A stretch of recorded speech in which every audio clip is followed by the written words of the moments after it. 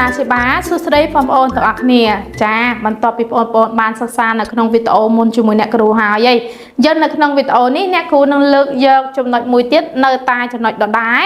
គឺប្រមាណវិធីបូកចំនួន1ខ្ទង់និងចំនួន1ខ្ទង់អញ្ចឹងសូមកូនមើលមកលើក្តារខៀនទាំងអស់គ្នាចាអញ្ចឹងអ្នកគ្រូនឹងយក1បូកនឹងចំនួន1ខ្ទង់ចាយើងចាប់ផ្ដើមដំបូងគេចាអ្នកគ្រូបញ្យល់សិននេះគឺជាផលបូកនៃរូបភាពដែលជារូបក្របបាល់រីឯក្របបាល់ដែលមានសញ្ញាខ្វែងនេះគឺមានន័យថាអត់មានក្របបាល់ស្មើនឹង0អញ្ចឹងអ្នកគ្រូសូមបញ្យល់ផលបូកចំនួនវិញម្ដងចា1បូក0ស្មើប៉ុន្មានកូនចាកូនចាំនៅវីដេអូមុនអត់មួយចំនួនដែលបូកឲ្យ0គឺនៅតែ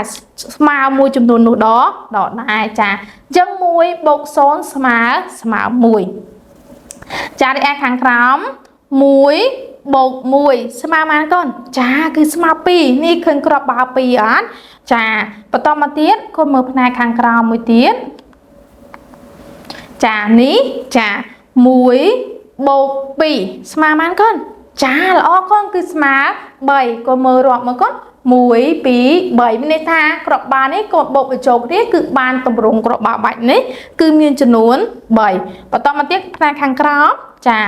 1បូក3ស្មើប៉ុន្មានកូនចាគឺស្មើ4នេះកូនឃើញទទួលបានក្របបាល់4ណាចាមួយនេះកូនបូកបន្ថែមចំកន្លែងនេះមកនោះនឹងឡើងបានក្របបាល់ចំនួន4ចាទីឯបន្តទៀតនេះ1បូកក្របបាល់4បានប៉ុន្មានកូនចាបាន5កូនបូកមកបូកមានន័យថាធ្វើឲ្យក្របបាល់មួយនេះកាន់តែកើនឡើងហើយយើងនោះទទួលបានប៉ុន្មានកូនចាចំនួនក្របបាល់5នេះ1បូក4គឺស្មើ5ចារីឯផ្នែកខាងក្រោម1ក្របបាល់1បូកថែមក្របបាល់ចំនួន6កូនមើលបូកថែមមានន័យថាកូនកំពុងបូកហើយវារត់ចូលកន្លែងទីតាំងកន្លែងហ្នឹងយើងបានចំនួនប៉ុន្មានកូនចាគឺបានក្របបាល់6ចានេះគឺជា1បូក5ស្មើនឹង5ចារីឯបន្តទៀតចានេះក្របបាល់1បូកថែមក្របបាល់6គឺទទួលបានក្របបាល់7បើនិយាយទៅកូនមួយចំនួនកូនទាំងអស់គ្នាត្រូវដឹងថាយកចំនួន1ខ្ទង់បូកថែម1វាកើនម្ដង1ត្រូវអត់កូនចាដូចពេលហ្នឹងអញ្ចឹង1បូក6គឺទទួលបាន5 7ឃើញវាកើនម្ដង1អត់ដោយសារយើងបូកបន្ថែមម្ដង1សំទោសគឺបូកបន្ថែម1បន្ថែមដូចនេះអញ្ចឹង1បូក7នោះនឹងទទួលបាន8ចាចុះឲ្យមួយចុងក្រោយនេះ1បូក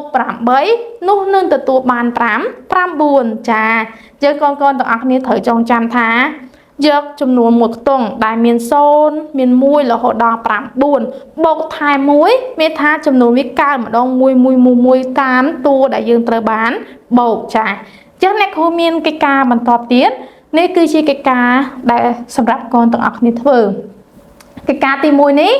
ចូលគូសបាល់តាំងផលបូករួចសរសេរចានេះក្របបាល់អ្នកគ្រូឲ្យគឺ1ចាក្របបាល់នេះគឺមានចំនួន8បូកបន្ថែមចូលគ្នាមកហើយកូនសរសេរចំនួនក្របបាល់គូសក្របបាល់នៅក្នុងប្រអប់តាមទីតាំងដែលអ្នកគ្រូដាក់កំណត់ទីឯនេះកូនសរសេរជាផលបូកចំនួន1បូក8ស្មើ9ចារីឯខាងក្រោមធ្វើតាមគំរូដូចខាងលើចាលំហាត់ទី2ចូលធ្វើប្រមាណវិធីបូកចានេះកូនឃើញប្រមាណវិធីបូកជួរឈើ1បូក4ស្មើប៉ុន្មានកូនចាគឺស្មើ5ដោយសារតែ4នេះកូនបូកបន្ថែម1ទៀតឡើងបាន5បន្ទាប់ពី4ហើយគឺ5ចាបន្តមកទៀតកូនមើលប្រមាណវិធីបន្តទៀតចាចូលទី3ចូលធ្វើប្រមាណវិធីបូកចាក1បូក1ស្មើប៉ុន្មានកូនចាស្មើ2បន្តទៀត4ចូលគូសសញ្ញាគ្រីក្នុងប្រអប់ដែលជាចម្លើយត្រឹមត្រូវចាអញ្ចឹងនៅក្នុងប្លង់មួយនេះក្នុងផលបូកនៃចំនួនទាំង4នេះគឺមានតែមួយដែលត្រឹមត្រូវណោះដែលបូកទៅឃើញចម្លើយត្រឹមត្រូវដោយអ្នកគ្រូចាប់ដើមផ្នែកខាងក្រោយ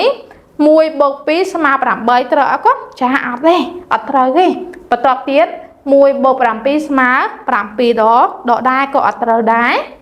1បូក4ស្មើ6ក៏មិនមែនជាចម្លើយត្រឹមត្រូវតែឯ1បូក2គឺស្មើប៉ុន្មានកូន ចាស្មើ3តើជាចម្លើយមួយត្រឹមត្រូវអត់កូនត្រឹមត្រូវកូនគូគ្រីសក្នុងប្រអប់ទីអាប្រអប់ខាងក្រោមកូនជ្រើសរើសមកថាតើទីតាំងចម្លើយស្ថិតនៅប្រឡោះមួ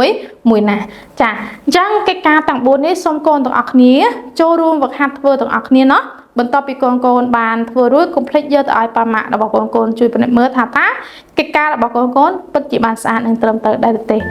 ចាសូមអរគុណ